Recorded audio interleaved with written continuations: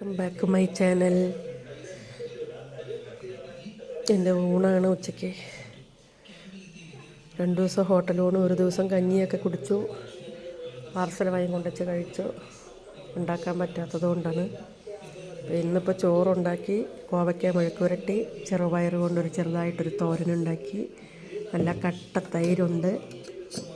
തൈര് കട്ടായിട്ടിരിക്കുന്നുണ്ട്. പിന്നെ പരിപ്പിനകത്ത് പപ്പായ ഇട്ടിട്ട് ഒരു കൂട്ടാനും ഉണ്ടാക്കി. അപ്പോൾ തേങ്ങ അരയ്ക്കാത്ത, തേങ്ങകളൊന്നിലും ചേർക്കാത്ത ഒരു ഊണാണ് ഇന്നുണ്ടാക്കിയിരിക്കുന്നത്. വയ്യാതിരിക്കുമ്പോൾ തേങ്ങയും വെളിച്ചെണ്ണയും ഒക്കെ മാറ്റി നിർത്താമെന്ന് വിചാരിച്ച്.